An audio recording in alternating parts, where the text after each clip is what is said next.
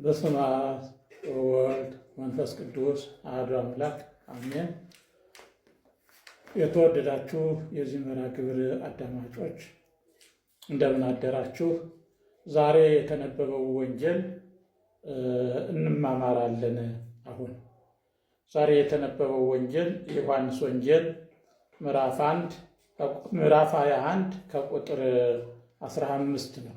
ምዕራፍ 21 ከቁጥር 25 ይህ ቃል ጌታችን ኢየሱስ ክርስቶስ ጴጥሮስን 3 ጊዜ ትወደኛለህን ብሎ የጠየቀው ጥያቄ ነው። እንዲህ ይላል። ምሳም ከበሉ በኋላ ኢየሱስ ስምዖን ጴጥሮስን የዮና ልጅ ስምዖን ሆይ ከእነዚህ ይልቅ ትወደኛለህን አለው። አዎን ጌታ ሆይ እንድወድህ አንተ ታውቃለህ አለ። ስምዖንም መልሶ ግልገሎችን አሰማራ አለው። ደግሞ ሁለተኛ የዮና ልጅ ስምዖን ሆይ ትወደኛለህን አለው። አዎን ጌታ ሆይ ጠቦቶችን ጠብቅ አለው።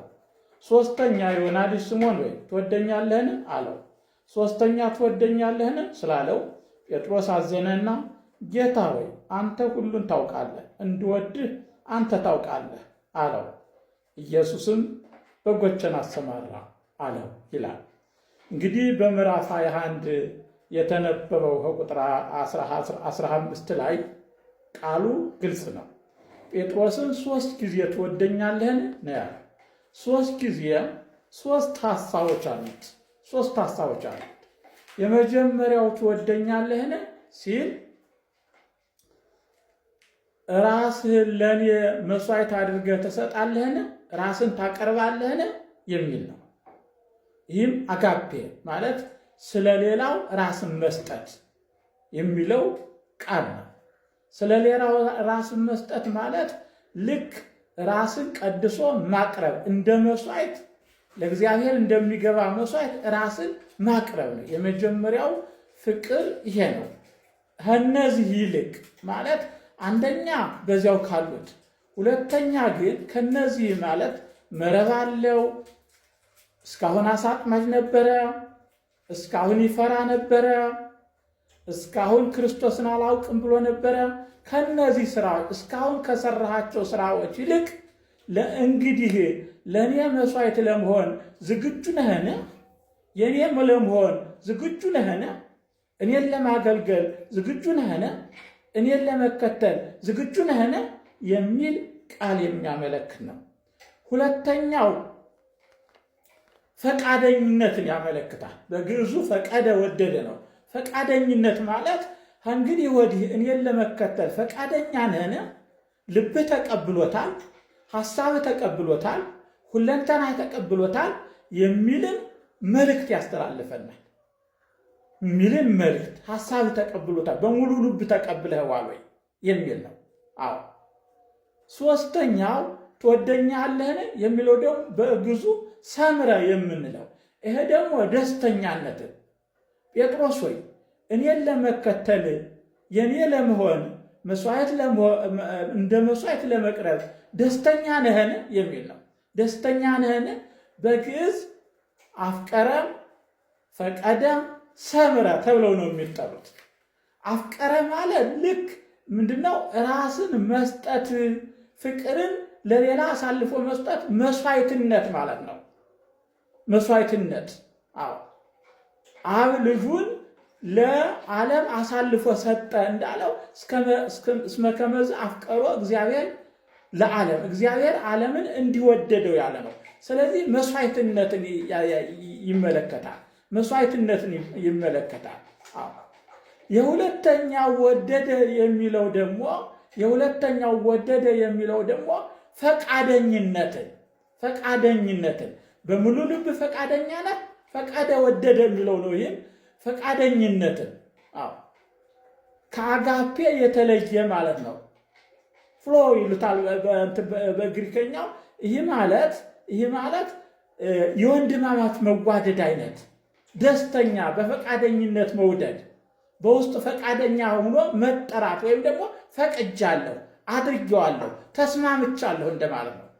ሶስተኛው መስዋዕት ለመሆንም በመስማማትም ደስተኛ መሆን ተገዶ ሳይሆን ደስተኛ መሆንን ያመለክታል። ደስተኛ ነህ ጴጥሮስ? እኔን ለመውደድ እኔን ለመከተል ደስተኛ ነህ?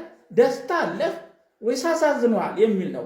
ጴጥሮስ የሰጠው መልስ እንደ በፊቱ በትምክህት የተሞላ ሳይሆን ትሕትናን የተሞላ አንተ ታውቃለህ፣ ከእኔ ይልቅ አንተ ታውቃለህ። ይህ ማለት በፍጹም ልቤ ለመሥዋዕትነት እንደተዘጋጀው እንደምዘጋጅም አንተ ታውቃለህ፣ ከመሆኑ በፊት የሚሆነውን የምታውቅ አንተ ነህና የሚል ነው።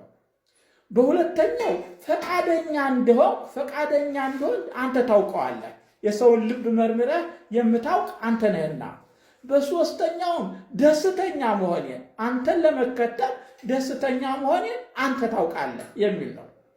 የተሰጠው ኃላፊነት እነዚህን የሚገልጽበት መውደዱን፣ ፈቃደኝነቱን፣ ደስተኛ መሆኑን የሚገልጽበት መንገድ ምንድን ነው የሚለውን ስናይ ደግሞ በዚህ ልክ የተሰጠው ወይም ታደርጋለህ የተባለው መጀመሪያ ጠቦቶችን ጠብቅ።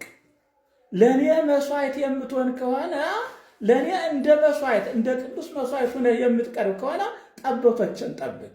ጠቦቶች የተባሉ ገና እውቀት የሌላቸው ያልበሰሉ ሕፃናት የሆኑ በእምነትም ለጋ የሆኑ እነዚህ ጥበቃ ያስፈልጋቸዋል። ገና ለጋ ናቸው። በእምነትም ገና አላደጉ። ስላላደጉ እስከሚያድጉ በእምነት እስከሚያድጉ ድረስ ልክ እንደ ሕፃናት ተንከባከባቸው። አባቱ ናቸው፣ ለጋ ናቸው፣ አዲሶች ናቸው። ገና ወደ እኔ ለመምጣት አዲስ መውደዱን የሚገልጽበት መንገድ ነው። ሁለተኛው ትወደኛለህን ስለለው አዎን ሲል ምንድነው ያለው? በጎችን አሰማራ። በጎች በእውቀት የጎለመሱ ያደጉ ግን መዋያቸውን፣ ማደሪያቸውን፣ መሰማሪያቸውን ሊያሳውቃቸው ይገባል። ቢያድጉም ቢጎለምሱም እውቀት አለን ቢሉ ሊመሩ ግን ይገባል። ዝም ብሎ እናንተ ታውቃላችሁ ተብለው ሊሰደዱ አይገባቸውም። ሊያውቁ ማሳወቅ ነው። ይህ ደግሞ ማስተማር ማሳወቅ ነው። ማሳወቅ ነው። በመጀመሪያ የተጠቀሰው ግልገሎችን የሚል ግን ግልገሎችን እንክብካቤ ተንከባከባቸው። ገና ግልገሎች ናቸው። እቀፋቸው፣ ያዛቸው፣ ምራቸው፣ ተንከባከባቸው። ጠቦቶች ገና ለጋ ወጣቶች ግን ያልበሰሉ፣ እነሱን ደግሞ ተንከባከባቸው። በጎች የተባሉት ግን በስለዋል፣ ያውቃሉ፣ ግን መሰማራት አለባቸው። መሰማሪያውን ክርስቶስ ነው። ማሰማሪያቸው ሜዳው ክርስቶስ ነው። መጋጫቸው ክርስቶስ ነው። መኖሪያቸው ክርስቶስ ነው። እሱን መኖራል። እነዚህን ነው። ይህን ማለት ምንድን ነው? እኔን ከጠበቅ 3 ስራ ትሰራለህ። ገልገሎቹን ትሸከማለህ፣ ጠቦቶቹን ታሳድጋለህ፣ በጎቹን ደግሞ ታሰማራለህ። መሰማሪያ ክርስቶስ ነው። በእኔ ታሰማራቸው፣ በእኔ ታኖራቸዋለህ። ግልገሎቹን ደግሞ እኔ እንዲሸከማቸው እንዳቅፋቸው ታደርጋለህ። በእኔ ውስጥ እንዲኖሩ ታደርጋለህ። ጠቦቶቹን ደግሞ እንዲበስሉ እንዲያድጉ በስሜትነት እንዳይሄዱ ታደርጋቸዋለህ ሲል ይናገራል። ይቀጥላል። እንቀጥልበታለን። ንባቡን ለመጨረስ በአንድ ጊዜ ስለማያልቅ ይቀጥላል።